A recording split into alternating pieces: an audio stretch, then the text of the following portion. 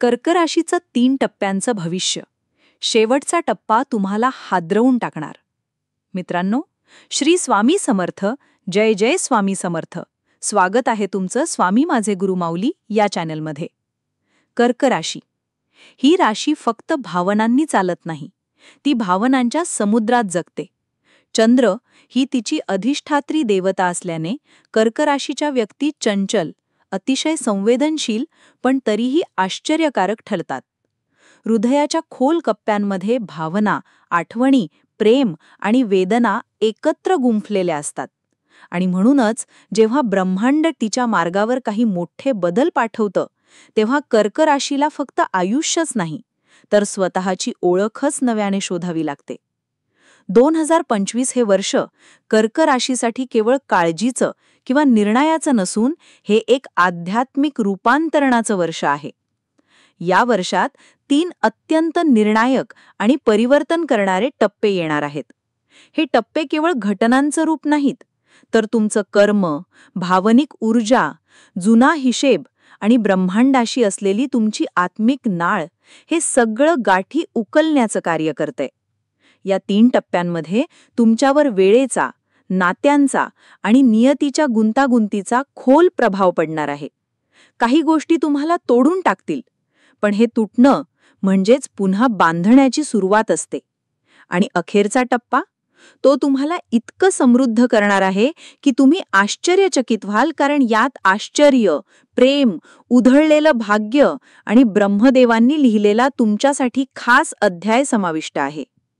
आता पुढील 3 टप्प्यांचं रहस्य उलगडूया, ज्यामध्ये शेवटचा टप्पा कर्क राशीच्या जीवनात दिव्य हस्तक्षेप घेऊन येणार आहे. टप्पा 1, भावनांचा उधळणारा वादळ. ऑगस्ट ते सप्टेंबर 2025. हा टप्पा म्हणजे मनोवृत्तीची कसोटी. जुन्या आठवणी, विसरलेली नाती आणि खोल जखमा सगळं पुन्हावर येईल. हा काळ असा आहे जिथे तुम्हाला वाटेल की आयुष्य पुन्हा त्याच वळणावर आले जिथे तुम्ही पूर्वी कधी दुखावलात. पण ही वेळ भावनांचं अंतिम शुद्धीकरण करण्याची आहे. या टप्प्यात काय होऊ शकतं?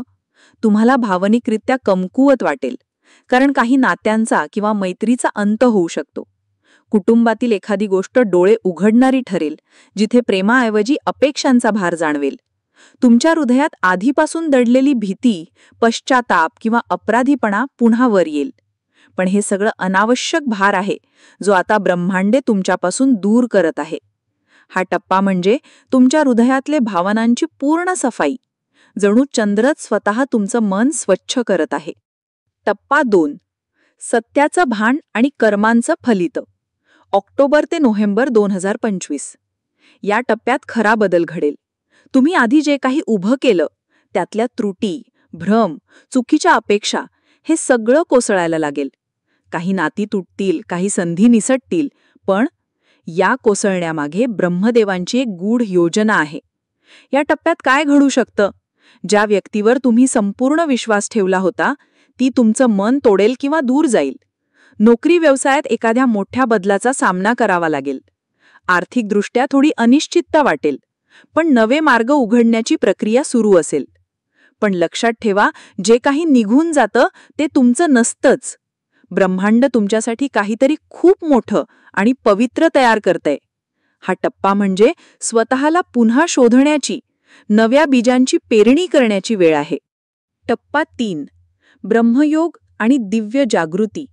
डिसेंबर 2025 ते मार्च 2026. हा टप्पा म्हणजे तुमच्या संपूर्ण जीवनातला मोडकेपणातून तेजस्वी उगमाचा क्षण. इतक्या साऱ्या वेदनांनंतर, संघर्षानंतर आता ब्रह्मदेव तुमच्यावर हात ठेवणार आहेत. हा काळ भाग्याचा झरा उघडण्याचा आहे. या काळात काय विशेष घडेल? प्रेम, विवाह, संसार किंवा कोणत्या तरी मोठ्या निर्णयात तुम्हाला पूर्ण ब्रह्मसहाय्य मिळेल. एखाद्या मोठ्या सौद्याने किंवा वारशाने आयुष्याची दिशा बदलू शकते. आध्यात्मिक स्तरावर जाणीवा वाढतील.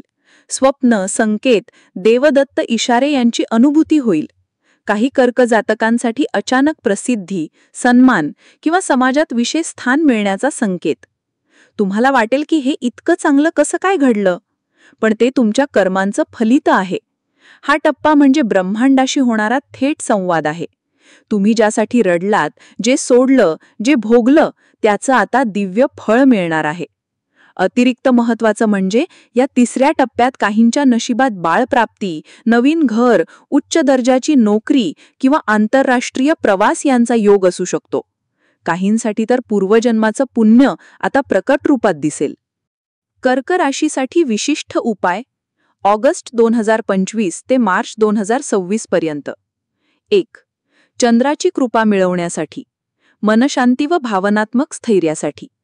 कर्क राशीवर चंद्राचा थेट प्रभाव असतो, त्यामुळे चंद्रदोष, मनाचं चंचलपण किंवा भावनात्मक अस्थैर्य जाणवत असल्यास चंद्रशांती आवश्यक आहे. उपाय: दर सोमवारी संध्याकाळी चंद्राला गायीच्या दुधाने अर्घ्य द्या. काचेच्या पेल्यात दूध भरून चंद्राच्या प्रकाशात अर्पण करा. ओम सोम सोमाय नमः या मंत्राचा 11, 21 किंवा 108 वेळा जप करा.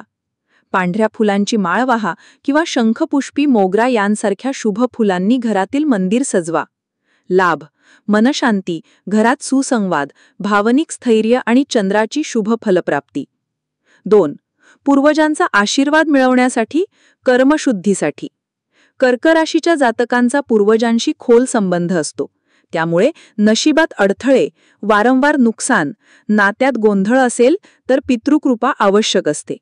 उपाय: अमावस्येच्या दिवशी पिपळाच्या झाडाजवळ दीप लावा. काळे तीळ, दूध आणि पाणी अर्पण करा. ओम पितृदेवताभ्यो नमः असा जप 11 वेळा करा. आपल्या आजोबांच्या किंवा पूर्वजांच्या नावाने गोरगरिबांना भोजन, दूध किंवा वस्त्र दान करा.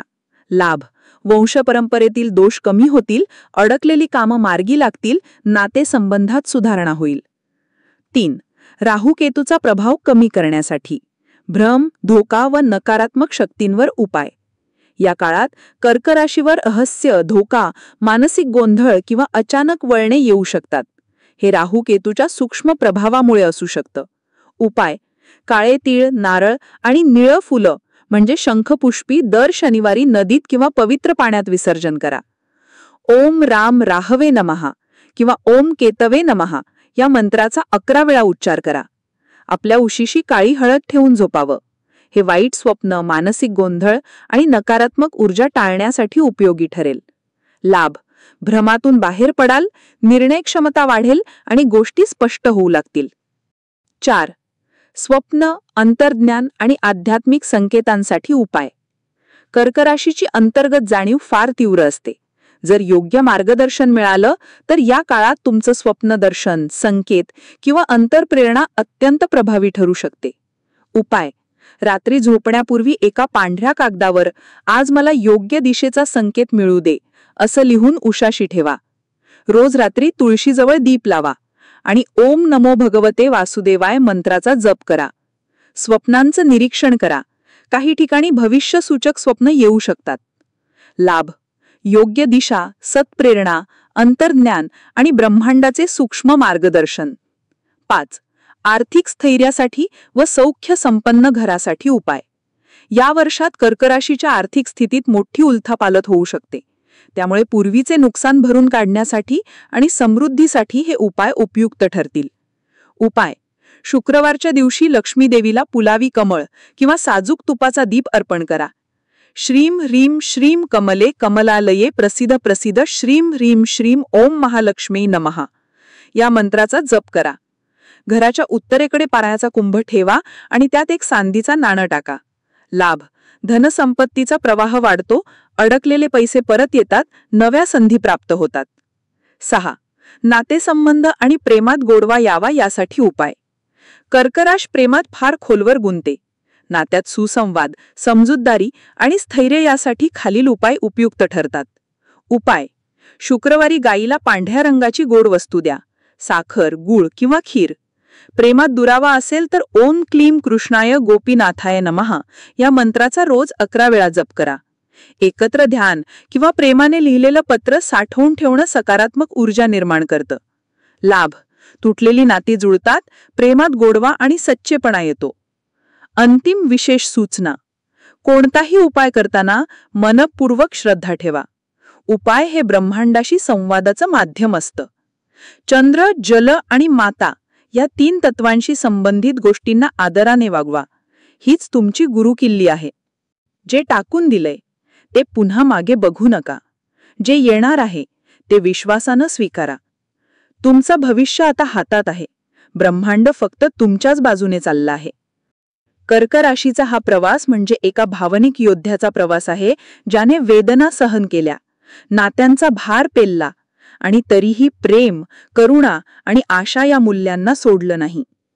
2025-26चा हा काळ तुम्हाला तुटलेली जागा दाखवेल, पण त्याच जागेवर ब्रह्मदेव स्वतः एक नवीन भाग्याची इमारत उभी करतील. या 3 टप्प्यांमध्ये जे घडलं ते अपघात नव्हता, ते नियोजन होतं. ब्रह्मांडाने तुमचं नातं, करिअर, प्रेम, आरोग्य आणि मन सगळं परखडपणे तपासलं. आणि आता या सगळ्या तपासणीनंतर तुमच्यासाठी एक सोनेरी नवजीवन सुरू होत आहे. टप्पा 1. भावनिक वादळ. हा टप्पा तुम्हाला स्वतःशी भेट घडवून देणारा होता. जुना भार हलका झाला. अश्रूंनी मन शुद्ध झालं. टप्पा 2. सत्य आणि मोडलेलं स्वप्न.